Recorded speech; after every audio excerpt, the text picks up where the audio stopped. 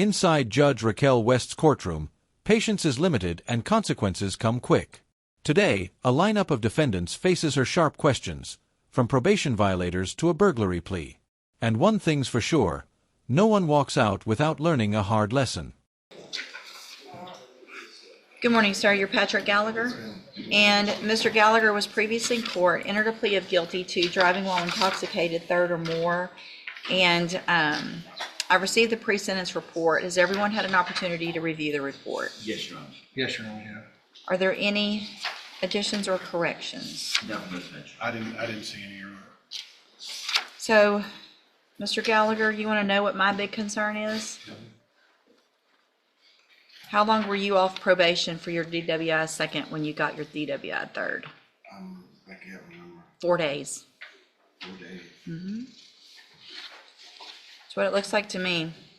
It expired, community supervision expired, looks like October 3rd of 2024 is the way this reads. New case, October 7th of 2024.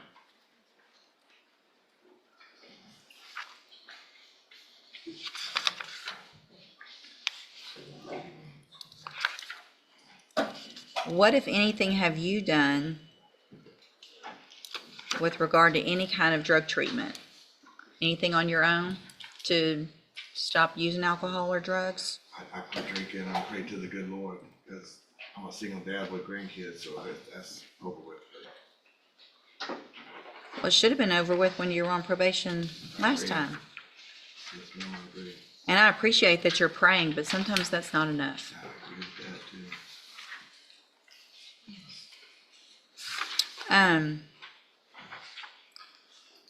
Are you still working Yes, ma'am. at Exxon? Yes, ma'am. Judge, there is one issue I need to bring up whenever you're done. Go ahead.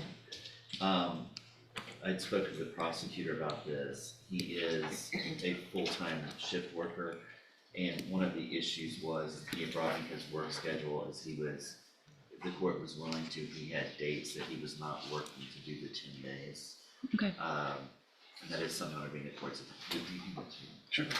Oh, you weren't quick enough. You were quick though. Okay. It was the highlighted dates is when he is not working, that he was asking the court to. I know he knows it's a big ask, but. Well, I mean, I don't know. It kind of is. It kind of isn't. Typically, I let people who are working do it on weekends. This is just how the weekends I have no for his issue weekends. with the erratic nature. Here's the more, I guess, the part that's going to be potentially something that you're going to have to really figure out with your job schedule, and there's not going to be any excuses, is that you're going to have to enter and successfully complete the JCDI program. It is an intensive outpatient program. You're not the only patient that will have to do it on this type of schedule, but you're going to get started on that immediately without any mess ups, because if so, you're right back in here and you're going to be looking at going to prison. Do you understand? So what I'm going to do then, Mr. Gallagher, is find that you entered your plea of guilty freely and voluntarily.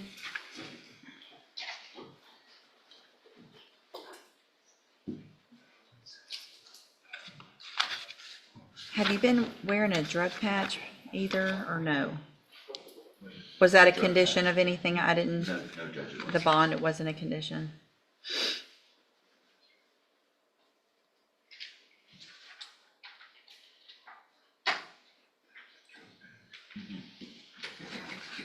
Well, because there was, the blood came back with positive of Delta 8 THC.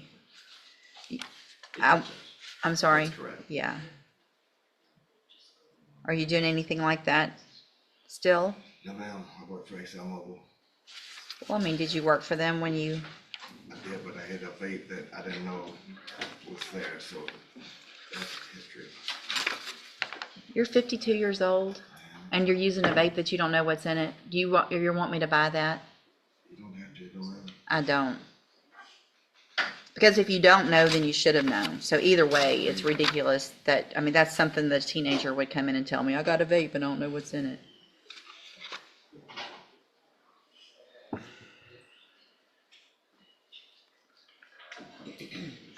All right, I'm going to do this.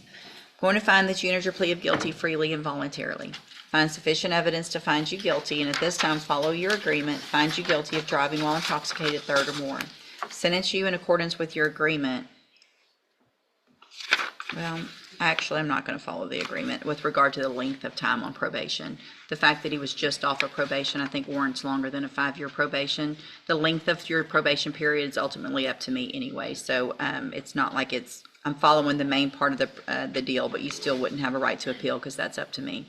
So I'm going to find you guilty, sentence you to 10 years in the institutional division of the Texas Department of Corrections, but I'm going to suspend that and place you on probation for 7 years. You're ordered to follow all of the rules and conditions of probation. That's going to include entering and successfully completing the JCDI program and following, obviously, all of the rules and conditions. You'll have an auto ignition interlock device on your vehicle. Do you already have that? You're going to keep that at least for some amount of time. And if he has the interlock, you can make a notation. I don't need interlock and scram and portable, whatever they feel like is best through JCDI. Once that gets going, I'm fine with. I am going to order that you serve the 10 days upfront time. That is going to be on the date starting. I'm going to attach, I'll give you this copy as well, but so like where it says 9 nights, you work that night of the 9th. So you'll start on October 10th. I want you to turn yourself in October 10th at 6 p.m. and then you'll spend the 10th and the 11th, and they'll release you on the 12th. Okay? And then when you work days, what time do you get off? 4 o'clock. 4 o'clock p.m.? Well, depends on when I leave, so it could be 4 to 4:30 to 5. Okay, so the next time is going to be, since you're working days on the 16th, you're going to go at 6 p.m. on the 16th, and then you'll spend that night, the 17th,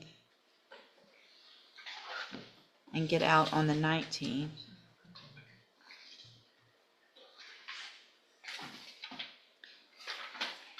If you don't have something written, days or nights, does that mean you're off?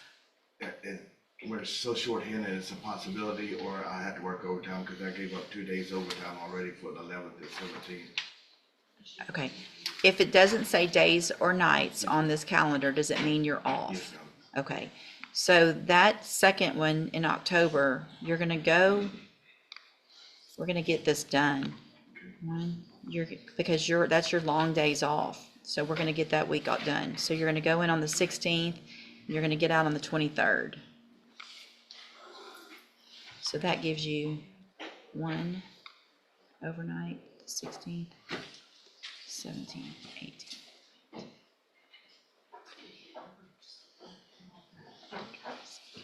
That gives you 7 days. And then that first one only gives you 2 days. So that's 9. So you're saying go in on the 16th when I get off work that day? Mm-hmm. Okay. We're just missing 1 day. There's 7 November on the back of it there. No, we're getting this will be done in December. So you're going to then go in on the 28th at 6 p.m. and you'll get out the next day, and I'll take care of that last day. So, and then Anna will probably need that too. Make sure you get all of those done. Okay. All right. I'm handing you the trial court certification that shows this was an agreement that I followed, and so you've waived your right to appeal. I have also handed you a written admonishment regarding your ineligibility to possess a firearm or ammunition. Because of the judgment entered against you, you're ineligible under Texas law to possess a firearm or ammunition. Possession of a firearm or ammunition could lead to charges against you.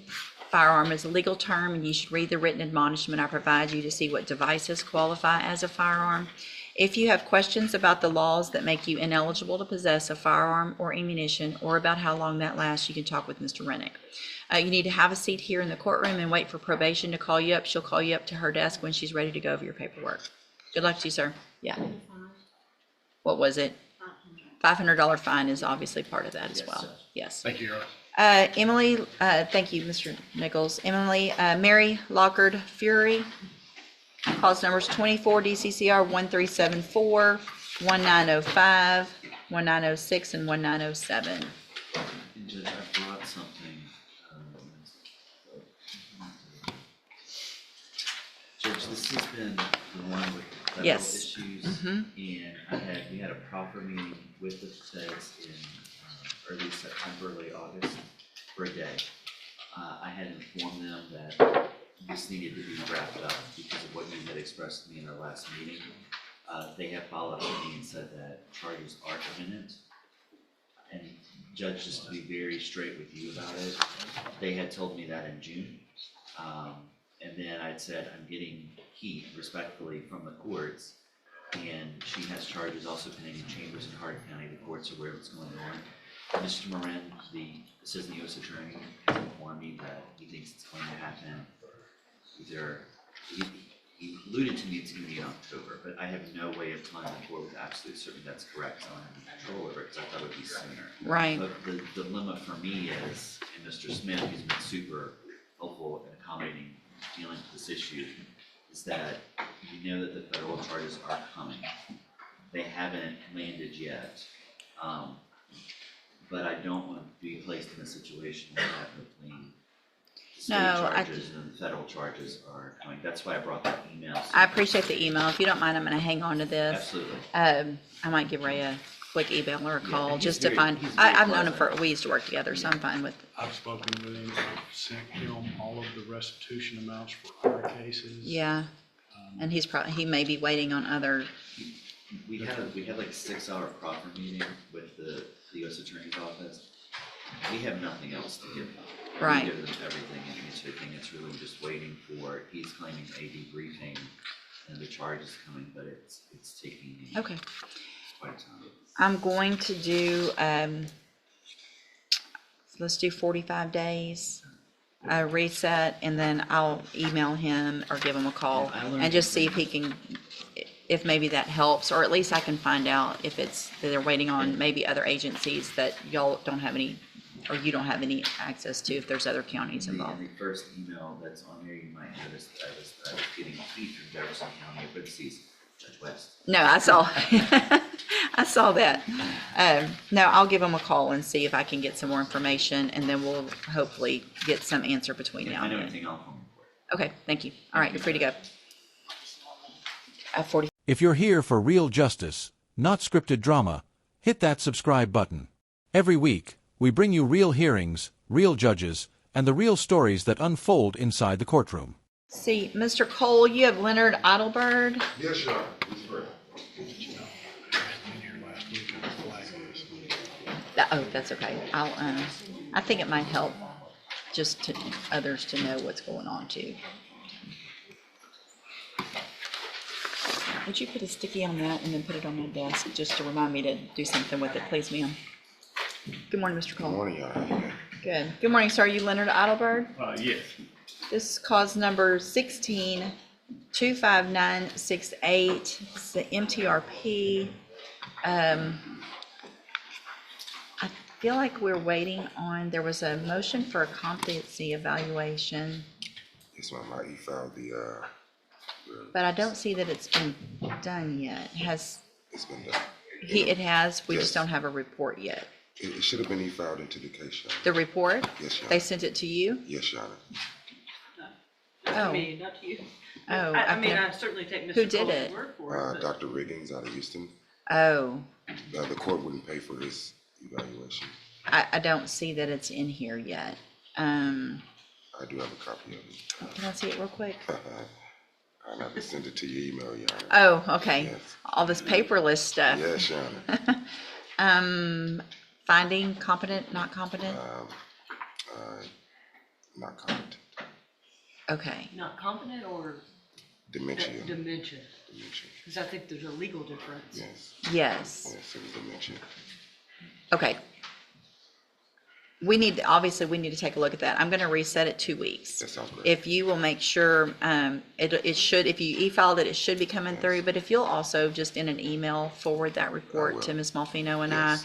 and that way you guys can take a look at it, talk and see if there's something that you can work out. I can look at what my options are with regard to that diagnosis, and then we'll see where we are in 2 weeks. And Judge, just so the court is aware, I spoke at length with his probation officer, Miss Hunter, Uh-huh. last week. Previously, when we were here, I believe back in June, you ordered that he not drive, and you spoke with his wife here in Yes, court. yep. Miss Hunter relays that he is complying with all that. She Okay. actually comes to his appointments Good. with him, and that everything seems to be Okay. going well with respect to that condition. Okay, well, maybe we'll be able to work it out with just modified type probation, we'll see.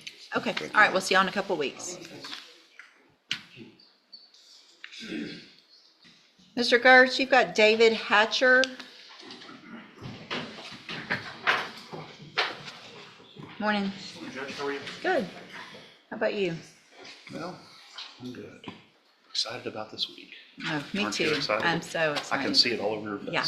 Good morning, you're David Hatcher. Yes, ma'am. And this is 24 DCCR 2470. I have a memo that this was the last reset for an announcement. There's a rejection I just forwarded on, Your Honor.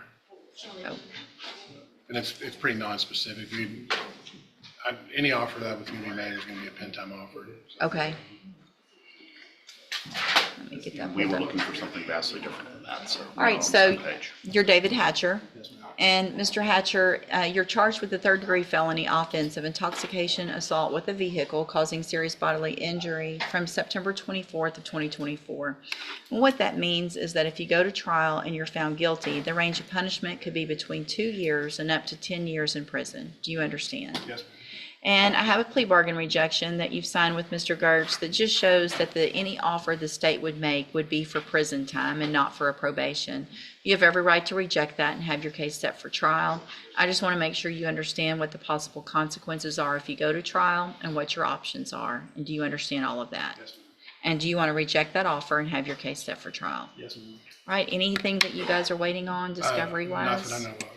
Discovery. I'm not aware of anything discovery-wise, Judge. All right, we will get it set on the next available trial docket. Stay in touch with Mr. Gertz. He'll let you know when you need to be back. Thank you. You're free to go. And Christopher Thomas, Mr. Gertz. Judge, we'll meet Ashley back for that. Did she step out? Did Ash, which way did she go? This is important, so. Just have a seat for a second. I'll recall it in just a second. Thanks, Judge. Sorry. Mr. Kelly, you've got Donald Owens. He's present.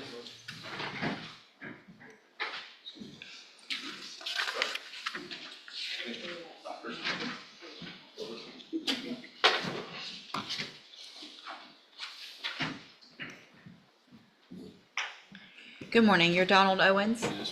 And this is 24 DCCR 1192. Mr. Owens is charged with sexual assault of a child, set for trial to begin with jury selection next Monday. And what is the announcement? We're still stay true.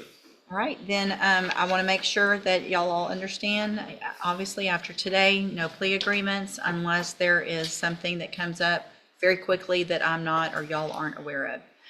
It is likely to be towards the top of the list since the other old one is gone now. So stay in touch with Mr. Kelly. He'll let you know when you need to be back next week. Okay? All right, you're free to go. Thank you, Judge. Thank you.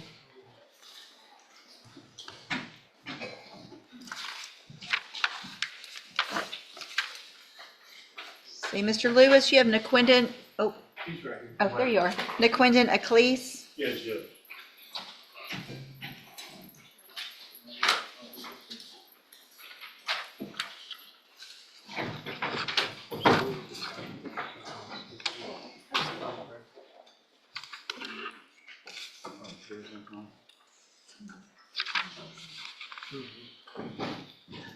Good morning, you're Naquindon Acklese.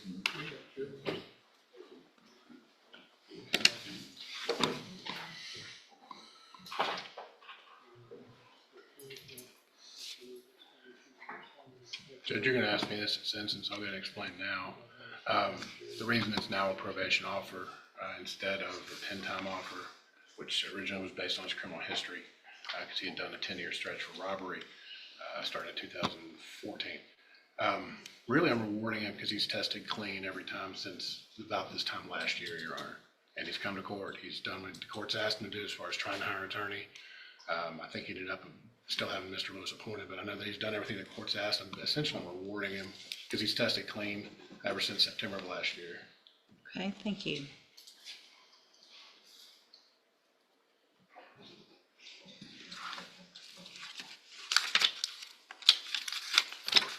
Here's your signature. And are we going on count one only? Yes, Your Honor.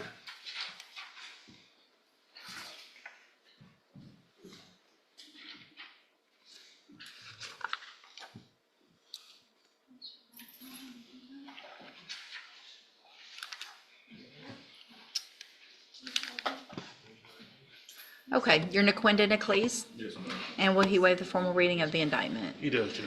Mr. Niclease, in cause number 24, DCCR 0478, the state has elected to proceed on count one only.